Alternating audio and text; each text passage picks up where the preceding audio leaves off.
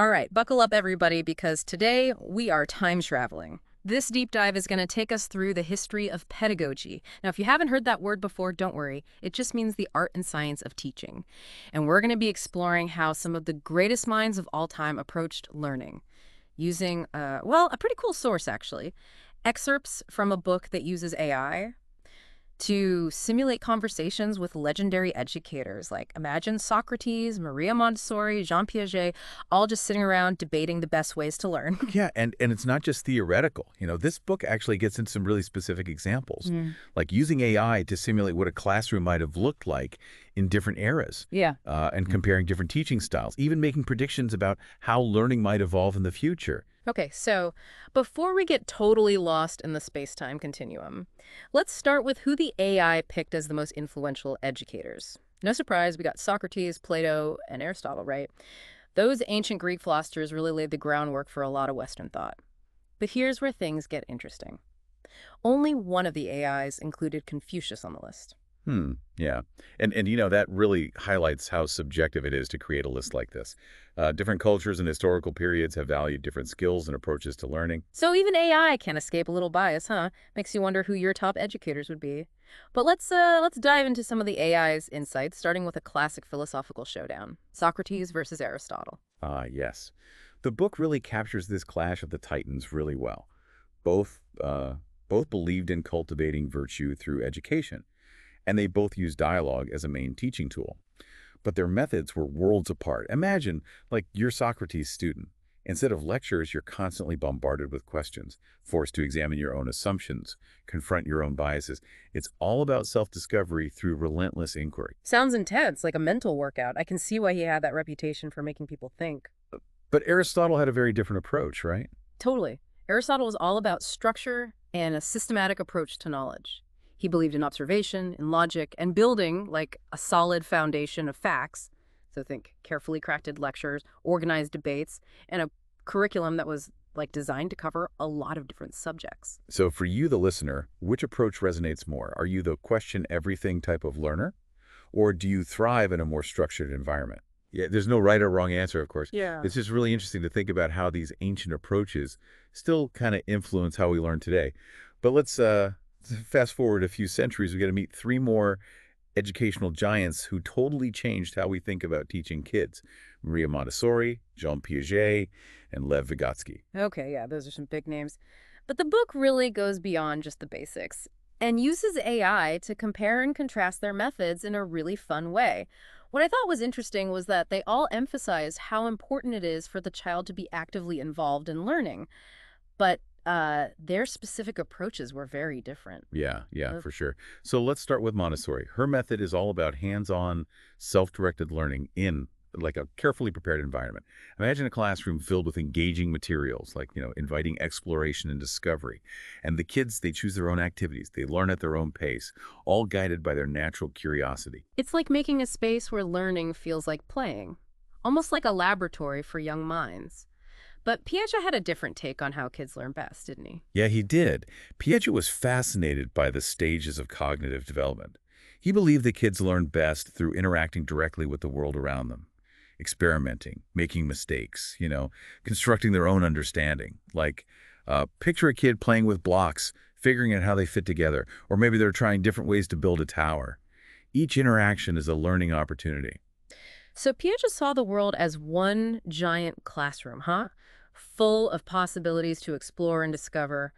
But Vygotsky, he brought a social element into all of this, right? Oh, absolutely. Vygotsky really emphasized how important social interaction and collaboration are in learning. He introduced this idea called the zone of proximal development. It's like that sweet spot where a kid can achieve more with the help of someone who knows more than them, like a teacher or even another student. Imagine a group of students working on a project together. They're sharing ideas, helping each other overcome obstacles. So Vygotsky saw learning as like a collaborative dance, back and forth between the learner and everyone around them. So we've got Montessori emphasizing self-directed exploration. Piaget's focus is on cognitive stages. And Vygotsky is all about social interaction. It's like a learning triangle, with each point connected to the others. Yeah, that's a great way to put it. And it reminds us that even when everyone agrees on the big picture, there's always room for different approaches. But let's move on to our last two contenders: Paulo Freire and Howard Gardner. They tackled some of the most pressing challenges of the 20th century, challenges that are still relevant to us today. Okay, so now we're getting into a time of rapid social change and technology. How did these thinkers adapt their ideas to this new landscape? Well, Freire was he was a revolutionary educator. He believed that education was a powerful tool for liberation and social change. He really saw critical thinking as essential, not just for, doing well in school, but for challenging oppressive systems and giving individuals the power to create a more just world. Instead of just passively absorbing information, Freire encouraged students to question, to analyze, to develop their own perspectives. So he saw education as like a form of activism, a way to break down outdated power structures and create a more equitable society. Yeah, I think that's a good way to see it. And then we've got Gardner. He challenged the traditional idea that intelligence is a single measurable thing. His theory of multiple intelligences says that people learn in different ways, through their own unique strengths and talents. Imagine a classroom that caters to all those different learning styles: linguistic, logical, mathematical, musical, spatial, bodily, kinesthetic, interpersonal, and naturalist. Each student has the chance to shine in their own way. That makes so much sense. Instead of trying to fit everyone into the same mold, we could be creating learning experiences that embrace those individual differences. I mean, think about it. How often has your education felt like a one-size-fits-all approach? Right, and this is where the book gets really interesting. It uses AI to simulate modern educators asking these historical figures questions that are relevant to us and now W. Like, imagine a teacher today asking Socrates, how do we deal with information overload and misinformation in the digital age? Whoa, that's a big one. Especially with all the fake news and the echo chambers on social media these days. It's like we're looking to ancient wisdom to solve modern problems. I'm dying to know, how does AI Socrates answer that question? Well, I don't want to spoil all the fun, but let's just say his answer emphasizes how relevant critical thinking and dialogue still are today. But the book goes beyond these one-on-one Q&As. It actually takes us to like an imagined symposium where all these great minds get together to talk about the purpose of education, its challenges, and its potential. Okay, so now I'm picturing Socrates hosting a dinner party. With Aristotle, Montessori, Piaget, Vygotsky, Freire, and Gardner. Talk about a dream team. What happens when these brilliant minds clash? Do they agree on anything? Oh, there are definitely some heated debates. Imagine Montessori like passionately arguing for freedom and learning, while Piaget emphasizing the importance of structured cognitive development. And then Freire's focus on social justice challenges those who prioritize individual growth. But even with all the disagreements, there's this really remarkable moment where they all come together. Wait, they find common ground. Tell me more. So the AI suggests that even with their differences, they all ultimately agree that true education is an ongoing dialogue, it's a constant exploration that leads to self-knowledge and a deeper understanding of the world around us. It's a really nice reminder that even with all the different methods and approaches, the core purpose of education stays the same: to help us become more thoughtful, more engaged, more capable human beings. I love that. A timeless goal that transcends centuries and teaching styles.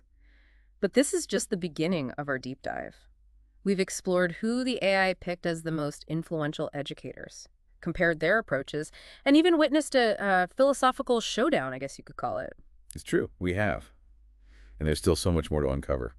In the next part of our journey, we'll delve into the AI's, playful simulations of classrooms from different eras, where students from across time get to compare their learning experiences. From ancient Greece to the futuristic classrooms of tomorrow, get ready for a whirlwind tour through the history of learning. We'll be back soon with part 2 of our deep dive into the fascinating world of pedagogy.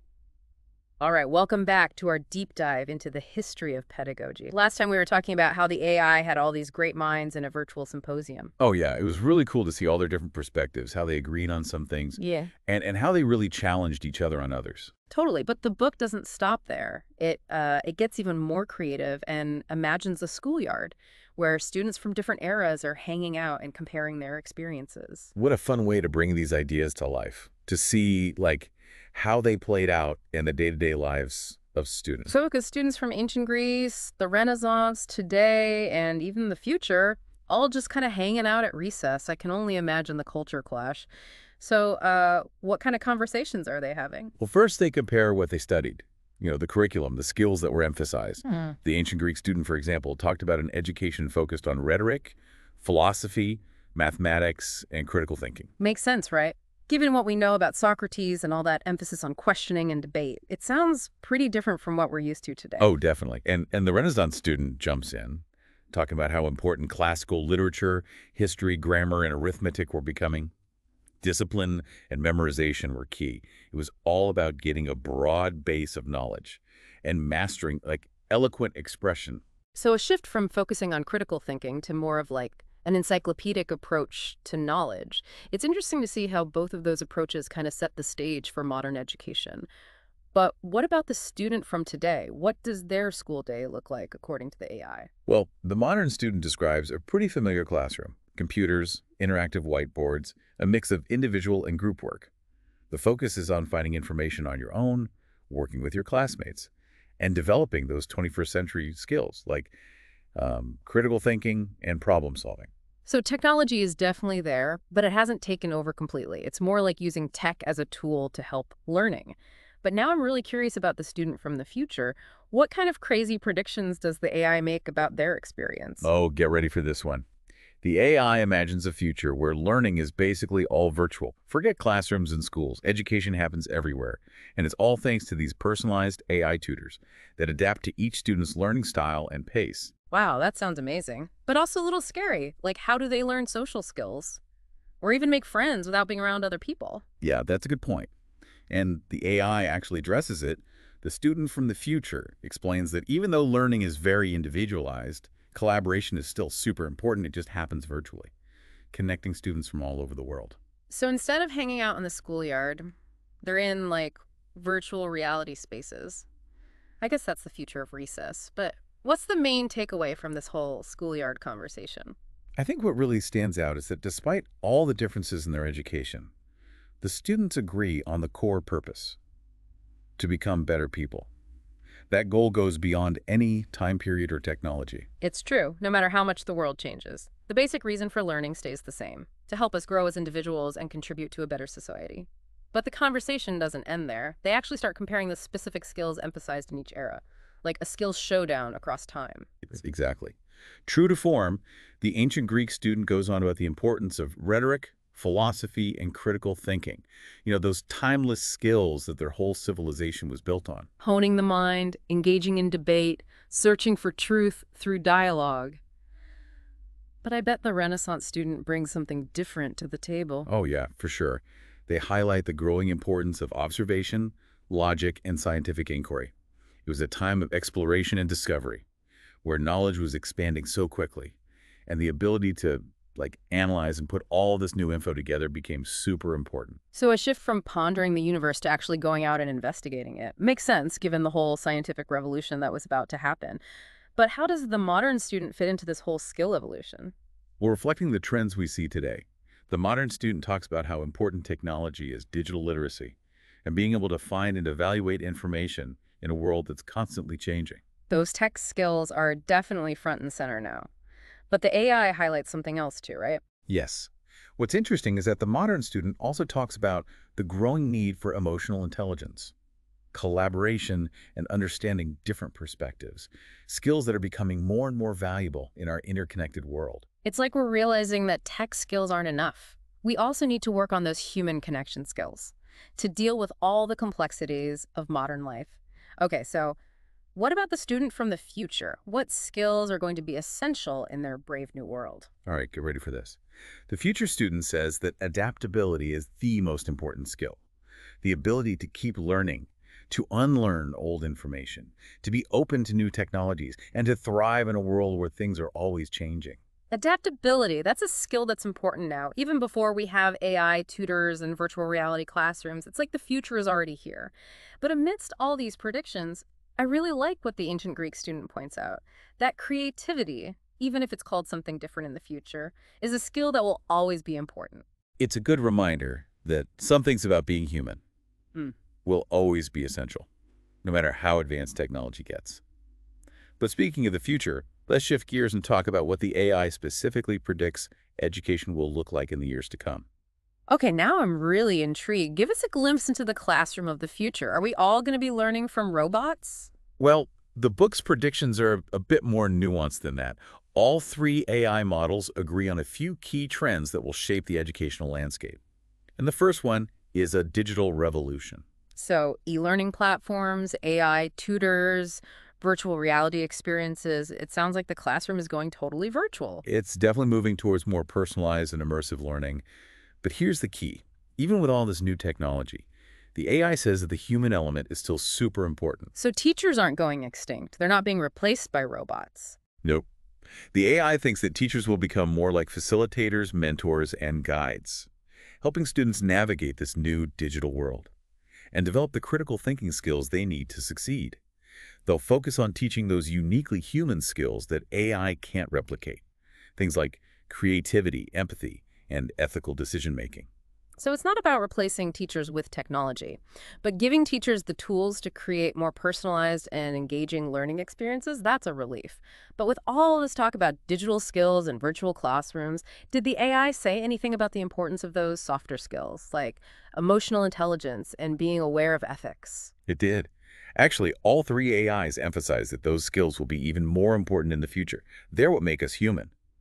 And they're essential for navigating a world that's getting more and more complex and interconnected. It's a good reminder that education isn't just about getting a job or making more money. It's about developing as a whole person, intellectually, emotionally, and ethically. But let's talk about the big question everyone's thinking about: the future of work. Are we all going to be replaced by robots? Well, the AI predicts that the future of work will be full of change and disruption. Jobs will become more specialized, and the skills you need to succeed will keep evolving faster than ever before. So it's not necessarily about robots taking our jobs, but about constantly adapting and learning new things to keep up with all the changes in the workforce. That's exciting and kind of scary, too. Yeah, it's a call to embrace lifelong learning. The AI thinks that the old way of doing things, where you get all your education when you're young, is going to disappear. So we can't just stop learning after we graduate. Right. Education will need to be more flexible and responsive to the needs of the workforce. Think micro-credentials, online courses, personalized learning paths, basically a ton of ways for people to constantly learn new things throughout their careers. It's like the education system is going to become a lifelong learning playground, always changing to keep up with the world. But with all these predictions about technology and work, did the AI address any of the potential downsides, like the digital divide, bias in algorithms, and becoming too reliant on technology? Yes, those are all valid concerns. And to the book's credit, it acknowledges them.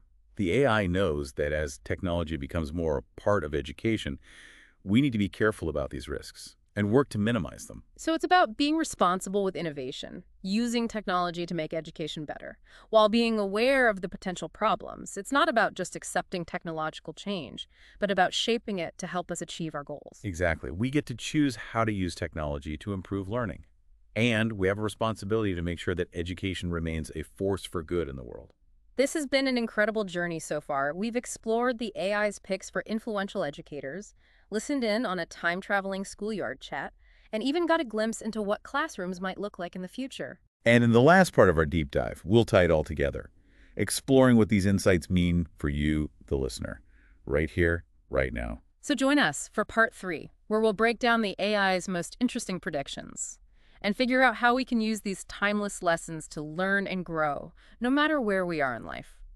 And we are back for the final part of our deep dive into the history of pedagogy. It's been a wild ride, hasn't it? From ancient Greece to, futuristic classrooms. Totally.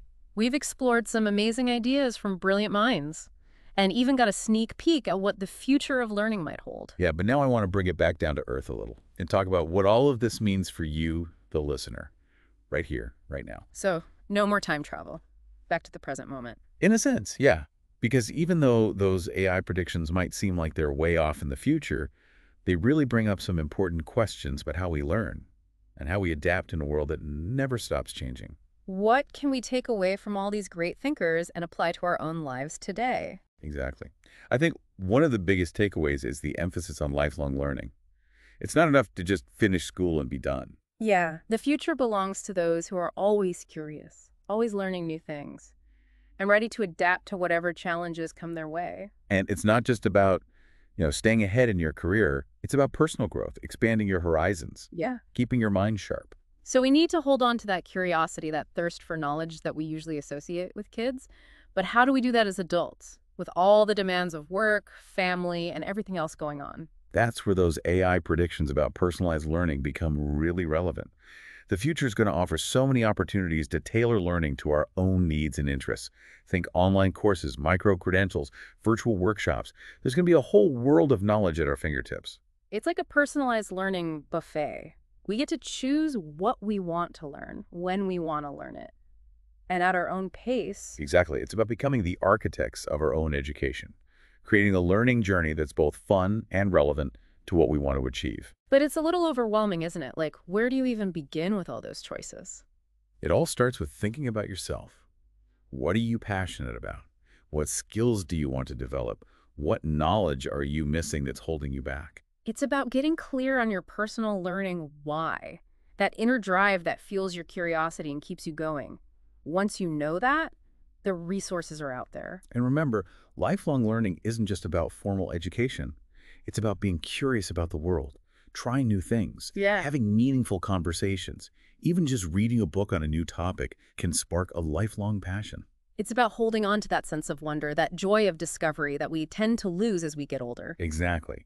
But as we go on these learning adventures, it's also important to remember those key skills the AI talked about. Adaptability, flexibility, being able to learn and unlearn things all the time. Absolutely. The world's changing so fast, so we need to be masters of adaptation, always ready to shift gears and face new challenges. Yeah. So how do we develop that mental agility? Is it something you're born with, or can you learn it? Well, I think it starts with a change in mindset. Embrace uncertainty. See challenges as opportunities to grow.